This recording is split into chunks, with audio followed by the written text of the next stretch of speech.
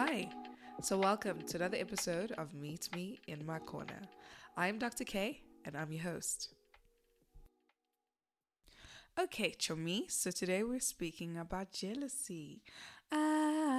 Jealousy. Yes, very big topic. I've made reference to it, I think, in a few episodes, but now it needs its own platform so that it can shine, honey. And it's also because I'm going through something personally that I want to share with you and also share about where I am in this journey of dealing with jealousy. But before I do so, I need to let you know I am sick. Yes, I've got the flu. I don't know if I sound nasally. I've been speaking this way for quite some time. I've even forgotten my voice. Yeah, guys, this is the life of the toddler mom. It's been hell. I've been seeing my ass. Woo, I am sleep deprived. I am a little bit miserable, a little bit snappy. Yeah, I've been going through it. So please don't be shocked if you hear some sniffles, if my voice starts to crack, or you hear there's like quite a big break or pauses between sentences or phrases. Yeah, I'm really, really struggling. But hey, this is a child that I pray for, right? Yeah, we're thankful. Yeah, but before we really get into the conversation, I just also need to remind you of why you are here and why you meet me in my corner every Wednesday. So I asked you to come into this little corner of mine so that you could bear witness to me being on this journey of finding home in myself, right? The biggest thing that I said I want to gift myself um, in my 30s is to feel very comfortable and to also be very authentic. And I think when I shared about this journey, initially I used the words finding my most authentic self. Oh, honey, I have just been enlightened though, and I want to share this enlightenment with you. I was listening to a podcast where Dr. Shafali, a clinical psychologist, was sharing on how we shouldn't seek authenticity. In actual fact, we've always had it, and all we should try to do is reclaim it. So she's all about, like, awakening your authentic self. And she actually wrote one of my favorite books on parenting, which is called The Conscious Parent. Um, yeah. So, how does this play a part into this conversation? Jealousy can become one of the biggest threats to you reclaiming or awakening your authentic self. Okay. And it can really deter you from your mission or your journey of really finding out what your true purpose is or living in your purpose. Okay. So I went out for lunch with a friend of mine and I just told her, like, yo, girl, there's someone in my life that I have very close proximity to, and I'm starting to get really jealous of them. You know, they have something that I wish I had in my life, and this is really bothering me. And my friend, being the sweet person she is, was just like, okay, but it's normal for people to get jealous. Why is it such a big deal for you? So I went on to tell her that I'm afraid of me becoming consumed by this jealousy because I've been there before. So there's once a time in my life where I was doing something that I thought was revolutionary. Was it really? Maybe not. But I felt very ahead of the game in what I was doing. I was very proud of myself. I was also very cocky and arrogant about it. And that cockiness and that arrogance made me quite complacent and naive. And when I say naive is that I never thought there would ever be a chance or an opportunity where I would feel like I'm in competition with someone. Ooh, honey, then a new bombshell entered the villa. And when I say that this person came in like a bulldozer and literally annihilated me, I mean, she did. Okay, but no. In actual fact, they didn't. Okay. So we're both running a race, but they got onto that racetrack sprinting while I was jogging because I was very complacent. And instead of being focused on the finish line, because I was going to reach the finish line, the finish line was for all of us. It just meant that maybe one person would get there before the other. But instead of me being focused on this finish line, I was very focused on this person. And I put a lot of effort and a lot of my mind power to trying to figure out how this person is so ahead of me so quickly. And what that then did is that I lost sight of where I was supposed to be, and somehow I got myself out of the race. You see, while I was so consumed by the jealousy I felt towards this person for being ahead and putting an effort to feel sorry for myself and also to be so resentful of what was happening, this person was putting an effort to stay ahead. All I had to do was just study the game and study the opponent. But no, I took that as an opportunity for me to feel like there's such an injustice happening to me. Oh, Lord. Yeah. And also, another thing that I allowed myself to believe, which was completely wrong, was that because this person was achieving what they were achieving, it meant that I could never achieve it. So I felt like there was no room for me to be just as good. It's crazy because we know that even in a competition, we have position 1, 2, and 3, and so many other more. You can't tell me that just because number 1 has that position, the 2 and 3 have no success at all. You cannot tell me that. They have done enough and they've done a lot to have their positions. It's unfortunate that we'll only have one number 1, But because I didn't have that number 1 spot, I literally thought that it meant nothing for me and let me stop at this thing that I was doing. And this is where I want to put in something that I once heard that Vusi Tembagwayo shared. It was a snippet because unfortunately I don't subscribe to the man, but I do want to share it with you too. So he was speaking on why he believes Black people pull each other down and, they don't always support each other. And I just need to say that we're obviously going to be speaking about Black people because those are the communities that we're in. It's not a generalization and it's not saying that only Black people do this. I can imagine there are other communities and other cultures that do find themselves in the same position. But what he shared is that in our community, we are made to believe that there's only one spot or there's only limited room for the amount of people that will make it. And when we see people make it, we start to think that there's less room for us to make it. So instead of being inspired and motivated to push ourselves to get there, we allow jealousy to make us hateful towards that person doing well and to treat them as if they are a threat. So that's why then people will go into what we call pull him down or pull the other down syndrome, right? So it's very difficult for us to then find joy and happiness when a person is doing well. We always need to look at it from our own perspective. And if this person in some way ignites some sort of feeling of inadequacy in you, it will really drive you to be very resentful. And obviously by continuously behaving that way, we then perpetuate and allow this type of narrative to continue. And then we'll also plague our children, right? I mean, how many of you have shared with someone that, you're jealous of this person because of this and that and that?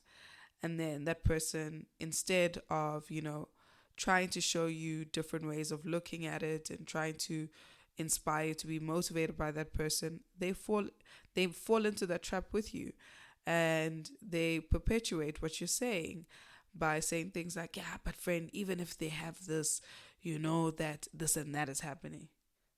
You could even be saying, friend, did you see Moses bought Lesego a bag? Yeah, but Moses una letwadi. Hey, where did that even come in? What? So what that Moses has letwadi? And we think that that is a normal way to behave. It's been so normalized. So normalized. And I know I'm not the only one that's been caught in these kinds of conversations. We all been in that conversation. I know. I know you, even Miss Judy, who is better, Judge Judy. You have been in that situation, right? It's just that when you get to a path of understanding yourself and knowing who you are, that you're able to see these conversations for what they are and to start to take a step back from them. And that's why I say that jealousy is a huge threat to your authenticity. Because if you know what is meant for you and what you should be working hard towards, you'll never allow somebody else's journey to rewrite your journey. You will never look to somebody else as an example or an indication of you not doing well. You will always accept the fact that they have their own personal journey. They're going through whatever they're going through.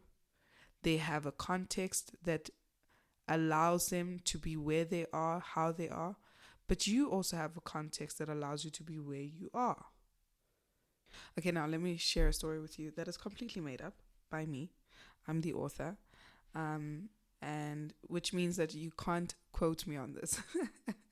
Okay, and like, please don't try like get me into court with the story. If it sounds like somebody else's story, it's just a common story. Okay, I'm not talking about anyone.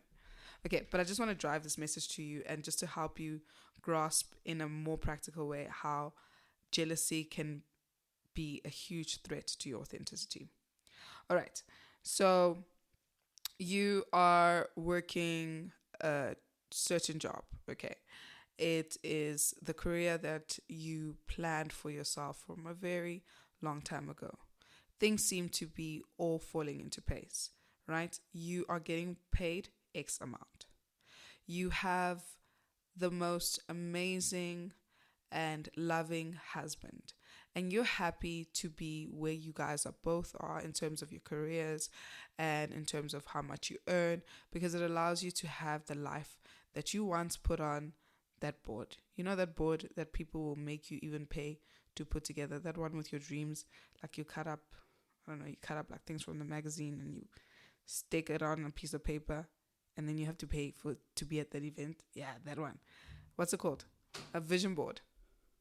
Yeah, so that vision board of yours has come to life because you've stayed consistent and stayed steadfast in your journey of making every part of it to exist. Listen, you even have those 2 children you pray to God for. And every time you were pregnant, you felt like God was showing off. You have that house that carries your family beautifully. You have space. Listen, honey, you get home every day and you're filled with pride. You know, after putting the children down and after your man goes to sleep, you sit down with a glass of Savvy B. You listen to Meet Me in My Corner. And you just feel like life is just, wow. Life is just, it's special. It's exactly what you wanted it to be. And then, all of a sudden, you meet Candace. Ooh. Maybe you meet Candace in a boardroom. Right? And you and Candace really get along. You know that Candace is more well off than you are. But, you know, Candace's life is a little bit different to yours. So Candace is earning 2 times the amount that you're earning. Candace has a long-time boyfriend. That's how she's always wanted her life. She has no children and she gets a maximum of 4 hours of sleep.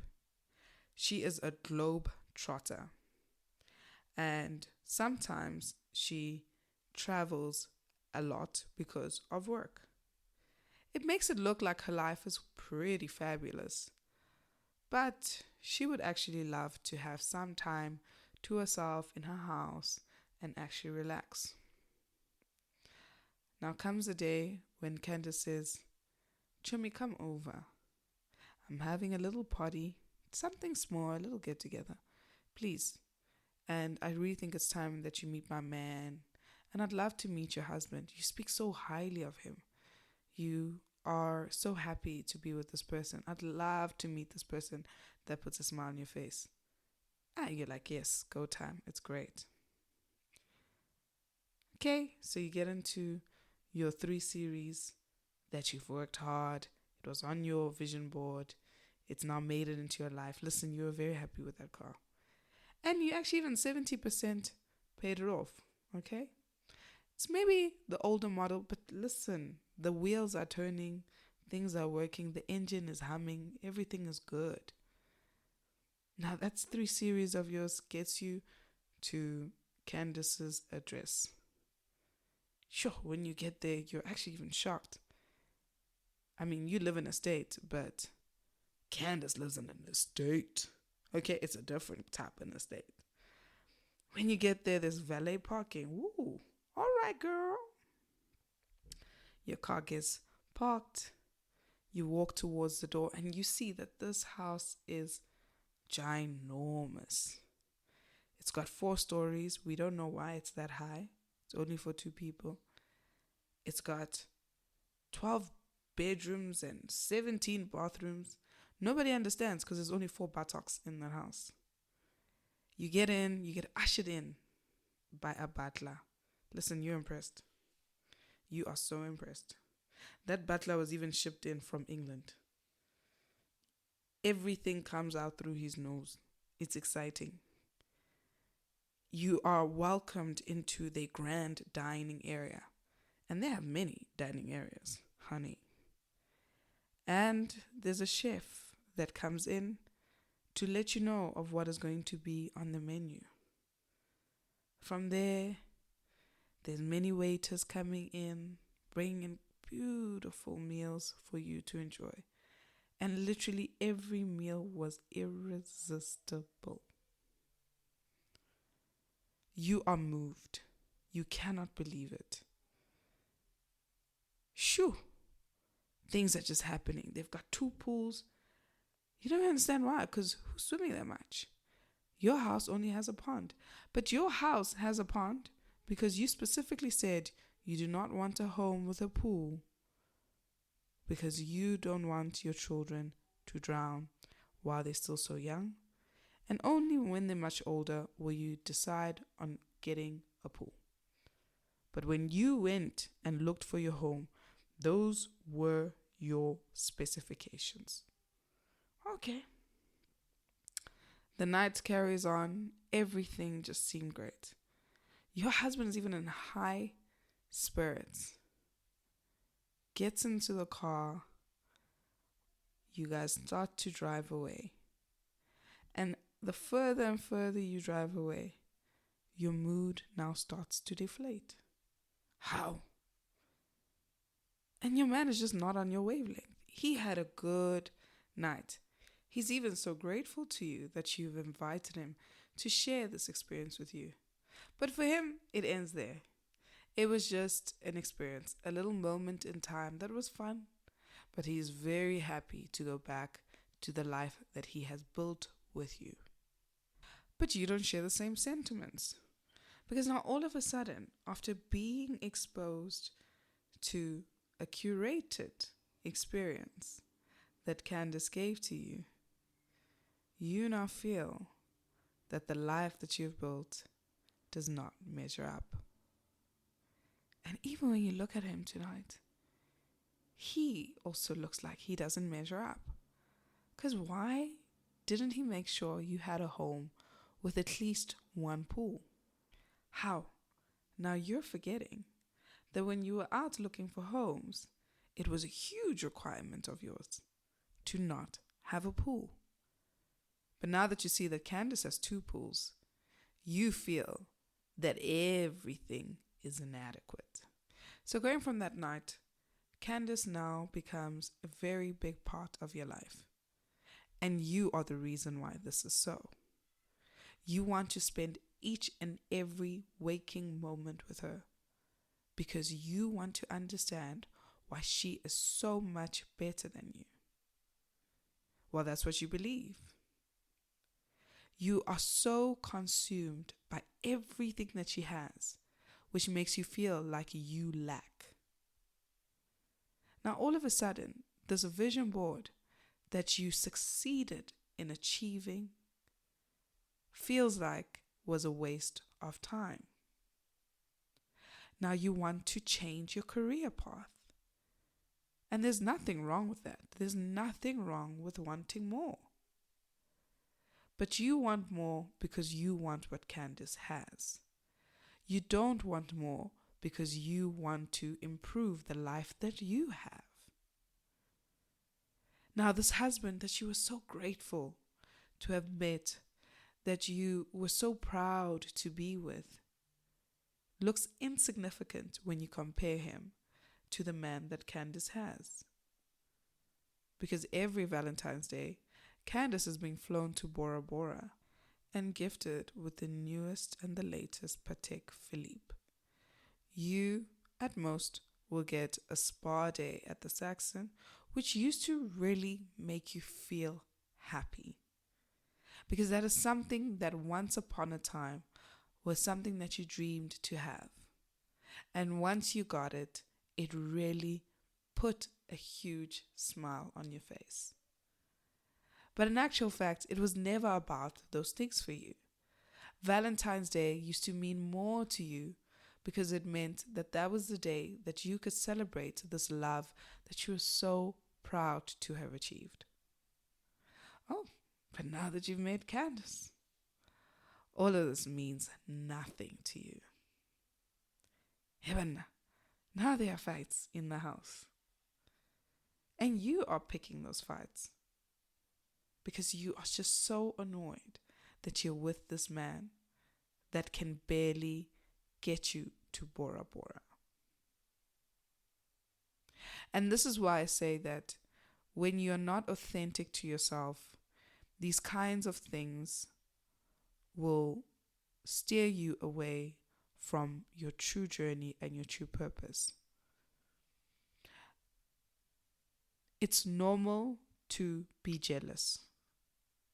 It's normal. It's completely normal. Completely normal.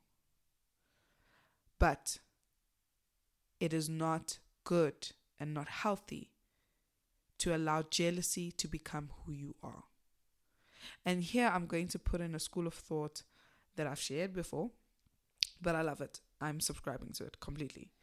Where Thierry Henry shared on the Stephen Bartlett show that it's fine to feel the emotion, but don't become the emotion.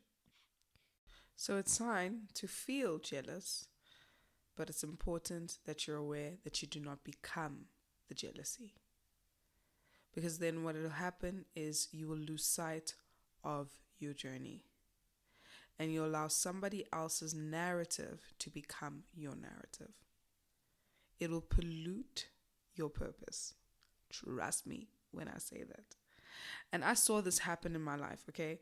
So I met a Candace and I started to change my behaviors and so forth because I felt inadequate when I was near this Candace, because now all of a sudden everything that they had seemed shinier and better than what I had. And now I was changing my journey and my path to try fit their path. But in actual fact, I couldn't do it. It was disingenuous to my story and I couldn't keep up with it. I couldn't, and you won't. Honey, you won't. Okay. So we will all meet a Candace in our lives. And at first it will seem like it's just simple jealousy. But over time, if you don't know how to deal with those feelings, if you're not very secure with yourself, if you are not prepared to awaken your most authentic self, you will find yourself becoming or trying to become Candace. Okay. So if you're someone that has never been taught how to deal with jealousy, like myself, in actual fact, I'm even looking for children's book that focus mostly on jealousy, because I know my child will go through this path. You know, I just want to share this with you because this is what I will be doing. One, be aware and be grateful for the context that you live in. Understand where you are. Like, live in your truth. Please don't be Delulu. Delulu is actually not the Sululu. Okay? Okay? All right? And what I mean by that is that if you have 2 children and you have a 2-bedroom house and you are earning a certain amount of money, that's what it is for you. Okay? It's unfair to yourself to feel inadequate just because you are in close proximity with a Candace who has only one person in her life, which is her boyfriend, and she is able to work harder. And not that she is better than you, but she's able to put in more hours in her work because she has nothing else that takes up her time. And that also gives her the opportunity to travel the world as much as she does. No. It doesn't mean that you have failed in your life because you couldn't do that. Understand your context.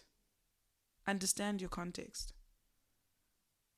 And also, what I need you to understand is you need to be very flippin' sure of what you want out of life. Because in everything that we do, somewhere, something will lack. You can't have everything if you want everything. But you can have everything if you want what you have. And what I mean by that is that if you want to be the girl that has the family life, that has a husband that is always home, that is spending time with you, that is able to go on one vacation, whatever, every year or whatever, right? And that's everything that you've ever wanted, and that's what you actually have, you will feel very fulfilled. However, if you want to be all of that, but also be a globetrotter and still manage being present for your children, how is that possible? How is that possible? We can all want everything. But it's so easy for us to then feel like we have nothing. Because there'll be definitely many things we won't be able to achieve or to get. Okay, so be very aware of that. 2, understand that people coming into your life who seem to be doing better than you are not a threat to where you are. They can be actually one of your greatest assets. Collaborate, don't hate. Honestly, it just might mean that you might get where you want to go at a different time. But collaborate, don't hate. Okay, so those are the only 2 things that I have decided to really put my mind to and understand, okay? My context and understanding that people who are doing better than me are not a threat to me, but can actually be an asset to me and can really motivate me to do better. Nobody is out here doing them, trying to put you down. So stop feeling sorry for yourself and stop allowing jealousy to consume you and to take you away from really enjoying your true achievements. I once said this to you in an episode that a Harvard study was being done on what truly makes us happy, and the finding was that it was true and happy and quality relationships. And one of those big relationships that I will say, so this is what I'm putting in there, right? I'm not one of the researchers. I'm joking. But one of those qualities that are very important, one of those relationships that are very important and should be of quality is the relationship you have with yourself. Please, please, please, please, please be kinder to yourself, or let's be kinder to ourselves. Let me also put myself in this mix because I do make the mistake as well. Let's be kinder to ourselves and be really, really rational and logical about what is possible for us and what is not. And let's also be more concentrated or focused on finding out what our purpose is and not trying to attain all these little physical and unnecessary trinkets in life.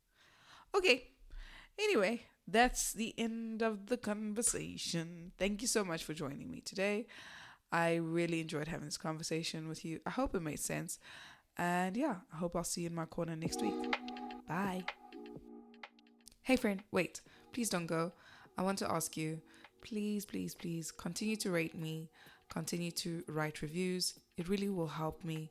I'm working and strategizing on ways to find sponsors so that I could do more with Meet Me in My Corner and also bring you visuals.